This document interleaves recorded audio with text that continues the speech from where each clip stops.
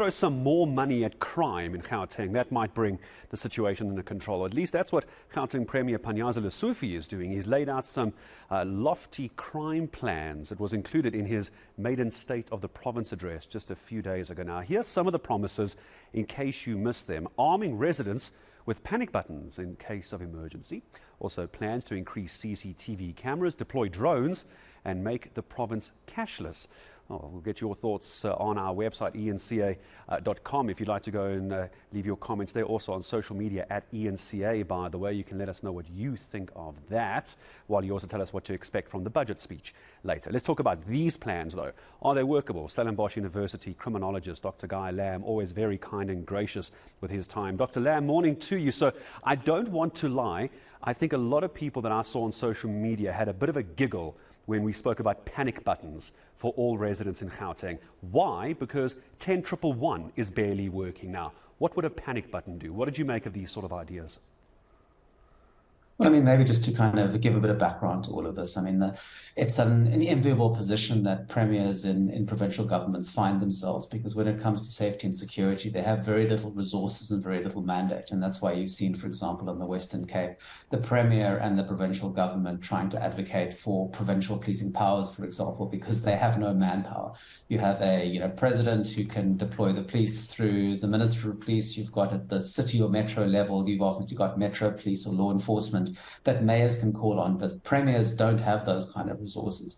So the kind of situation of, trying to find innovative solutions around that, you've seen some premiers doing that predominantly in the Western Cape. It's really good to see the Premier of Gauteng trying to do this. But I mean, the problem we have is, I think most South Africans who kind of heard this yesterday and thought about it, is the practicalities of this are very, very challenging, because you're going to supply millions of people in Gauteng with panic buttons, and then who's going to respond to those panic buttons? Because this is not a SAPS initiative, and SAPS typically don't follow other people's initiatives. It has to be theirs. So SAPS simply doesn't have the manpower, and it's highly unlikely that the provincial government would be able to get SAPS to respond.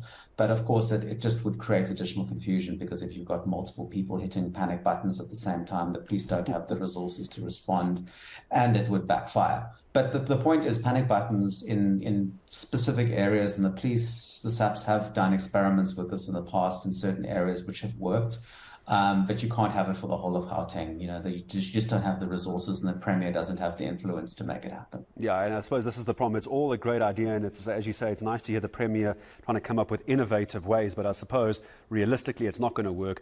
Also, there's now talk of CCTV and drones as well. Is this the best way, you think, Dr. Lamb, to take 1.2 billion rand? Where would you try and beef up security? How would you do it if I gave you a provincial check of 1.2 billion rand? What would you do?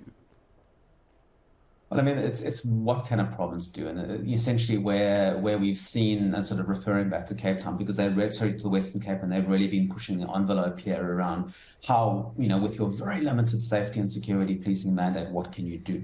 And I think there's some things that we can take from that. One is, if you've got this budget, is to enter into partnerships, particularly with your metros, because working at the sort of police level, they have their own budget. But if you can work with metros, with Tshwane, Ekurhuleni and the city of Johannesburg, to pull your resources, to put resources into those cities, to hire law enforcement officers that then focus on high crime areas, increasing police visibility, being more, focusing on police professionalism, getting members of the public to engage with you at an interpersonal level and trying to build police trust. I think that's quite important, because that's quite low. So to do that, there's a lot of really good work around what's known as the Cardiff model, which is about, gathering enough data as a province together to figure out where are your key problem areas, and then to focus your resources on those problem areas in terms of crime.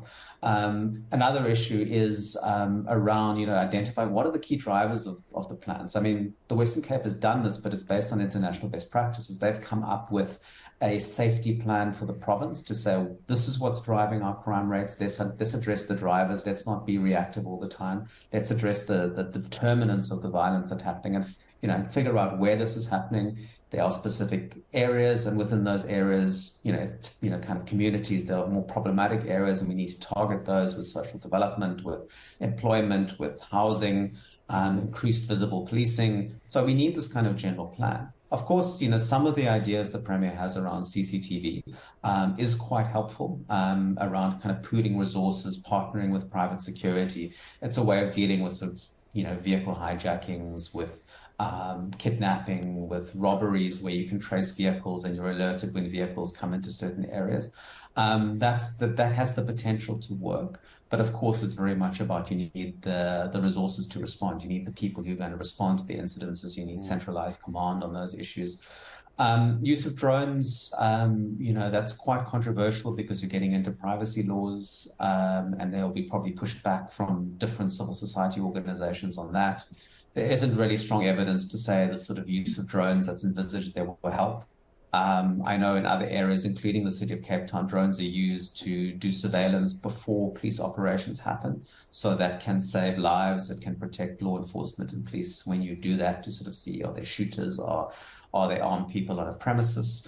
The kind of additional helicopters which are being envisaged, could be helpful, but it's really around how they are used.